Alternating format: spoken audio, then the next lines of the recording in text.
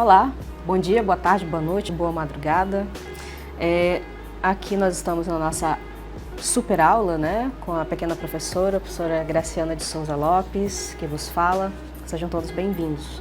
Hoje nós vamos falar sobre adaptação do RN à vida extrauterina no contexto da adaptação cardíaca. Bom, nessa aula nós vamos então abordar sobre as adaptações cardíacas, quais são elas, onde elas estão localizadas e as funções dessas adaptações cardíacas, né? No final da aula, então, nós vamos dar uma abordagem sobre as ações de enfermagem voltadas a essa criança nesse momento tão delicado. Bom, esse período de transição, então, da vida extrauterina da criança, que ela nasce, vem para esse mundo externo, né? É marcada por um período de desafios em que a criança, o RN, vai lutar pela sua vida minuto a minuto. E a equipe de saúde e a equipe de enfermagem vem nesse processo auxiliar essa criança nesse processo de adaptação. Bom, nós podemos observar então no slide que nós temos 3 adaptações fetais importantes, né, que nós podemos dizer que são o foco das adaptações cardíacas, que é o forame oval, o ducto arterial e o ducto venoso. O forame oval, é uma adaptação cardíaca que nós observamos entre os átrios da criança. O ducto arterial fica mais proximal ali ao pulmão do bebê e o ducto venoso vai ficar ali proximal ao fígado do bebê. Como que se dá, né, essas alterações e por que elas existem, né? Então nós podemos observar que a criança dentro do útero está no ambiente líquido, é um ambiente na qual não permite que o pulmão funcione. Então esse pulmão, uma vez que ele está encharcado de água, né, os alvéolos não tem como funcionar. Então nessa medida a placenta vai fazer essa função pulmonar de troca gasosa, né, de nutrientes e tudo mais. Quando o bebê nasce, que o pulmão começa a funcionar, então nós observamos que essas adaptações cardíacas que o bebê tem dentro do útero precisam evoluir para o seu fechamento, certo? Então o que determina o fechamento desses shunts fetais? No slide a gente podemos observar que em cada câmara cardíaca existem pressões diferentes. Então essa relação entre o aumento de pressão, a diminuição de pressão, as alterações de pressão, especificamente dentro do pulmão, no coração e nos vasos principais do bebê, determinam o fechamento desses shunts fetais, tá certo? Então isso se dá somente após o nascimento, após o pulmão estar funcionando. É importante relembrar a fisiologia e a anatomia do coração do adulto, na qual não existem essas adaptações. Então, as câmaras cardíacas não têm comunicação entre si, ao passo que o bebê, o RN, o feto, tem através do forame oval. Outra coisa importante é o sistema circulatório do feto. Nós observamos então que a placenta tem essa função de órgão de troca, na qual você vai observar sempre 2 artérias e uma veia. Ela vai fazer troca gasosa, troca de nutrientes, então é o órgão principal de troca do bebê. Nós vamos ter aí o ducto venoso, que vai ser o primeiro shunt fetal, né, uma adaptação cardíaca, um desvio ali do sangue, vai ligar a veia cava inferior, a veia umbilical da criança, fazendo com que esse sangue que vem lá da placenta, rico em oxigênio, consiga fluir, né, através da veia cava inferior até a região mais proximal do fígado, na qual esse ducto venoso vai permitir um desvio do sangue tanto para o fígado, né, e o resto para o coração. Depois nós temos o ducto arterioso, que vai ligar a artéria pulmonar à aorta, e ela vai fazer com que esse sangue desvie do pulmão para poder chegar em membros inferior, fazendo com que esse sangue seja utilizado para oxigenação de órgãos, vísceras e tudo mais. E por fim, o forame oval, que é uma comunicação entre os átrios, que permite que o sangue oxigenado que veio lá da placenta consiga chegar no coração esquerdo para ser impulsionado em direção ao cérebro para a oxigenação cerebral do bebê. Nessa dinâmica, então, nós podemos observar aqui a placenta como órgão de troca. Esse sangue vai em direção ao primeiro shunt fetal, próximo ao fígado, fazendo com que sangue flua para o fígado, mas também pegue o desvio e vá também na direção do coração.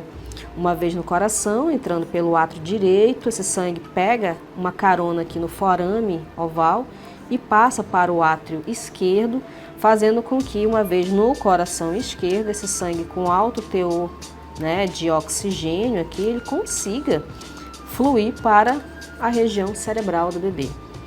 É importante que esse sangue chegue com muito oxigênio no cérebro, porque o cérebro traz funções metabólicas importantes, o cérebro tem um gasto energético muito grande, né? Fazendo com que ele necessite tanto de ATP quanto de oxigênio e tudo mais. Então, há necessidade do sangue chegar com alto teor de oxigênio no cérebro e o forame oval possibilita isso.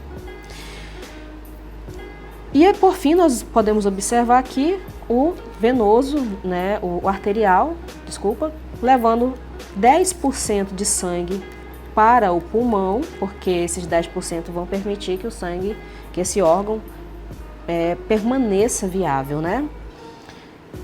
E aí esse sangue desce para membros inferiores e volta para a placenta para continuar, né, o ciclo, oxigenar novamente e tudo mais. Nessas imagens nós temos aqui a presença então do ducto arterial venoso, do forame oval entre os átrios e do ducto arterioso.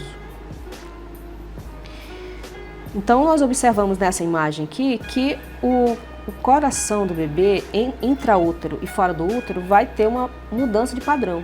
Então, dentro do útero, nós observamos que essa criança então vai ter uma mistura de sangue oxigenado e não oxigenado por intermédio dos shunts fetais.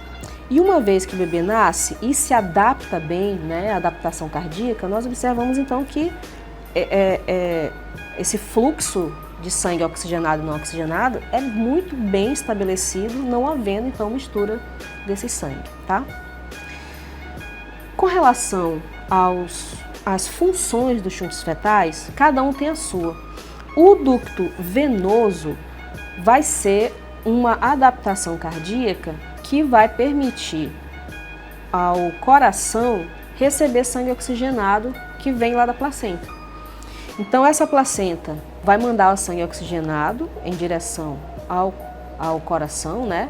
Mas antes vai passar pelo ducto venoso, que vai fazer com que metade desse sangue vá para o fígado e a outra metade flua em direção ao coração. Então ele vai permitir uma economia de oxigenação, né? Uma economia de sangue oxigenado para o coração. O forame oval, por sua vez, ele vai, né? Que é essa coisa de ter uma comunicação entre os átrios, ele vai permitir que o sangue chegue, né, com alto teor de oxigênio no átrio direito e flua para o átrio esquerdo ainda com alto teor de oxigênio. Então, esse sangue oxigenado desce para o ventrículo esquerdo e sobe em direção ao cérebro com alto teor de oxigênio. A gente acabou de falar sobre a necessidade do cérebro em ter sangue oxigenado, não é verdade? Então, o forame oval possibilita que esse sangue oxigene o cérebro, né, através dessa adaptação cardíaca. E, por fim, o ducto arterioso, que tem a função muito parecida com o que a gente chama de retorno venoso, porque ele vai permitir que o sangue flua 10%, né, nós já falamos, 10% para o pulmão, e os outros 90% vão fluir na direção dos membros inferiores para oxigenar essa porção, né, do corpo do feto, para que ele tenha oxigenação em órgãos, vísceras, e depois esse sangue vai para a placenta para oxigenar novamente, e aí o ciclo reinicia. Beleza. Então, esse fluxo sanguíneo que vai para o pulmão é o suficiente para que haja a viabilidade do órgão do pulmão, tá certo? Então, esse órgão vai ser preparado para que no momento que o bebê nasça, ele tenha essa possibilidade de usar o pulmão 100% na medida que ele está funcionando e ele foi preparado durante os 9 meses para esse momento, tá certo?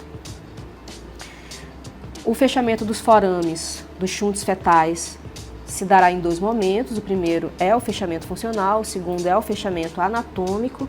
O fechamento funcional sempre se dará primeiro do que o anatômico, na medida que, quando esse fechamento funcional se dá, na medida que a criança perde, né, essa necessidade de estar, essas adaptações estarem funcionantes.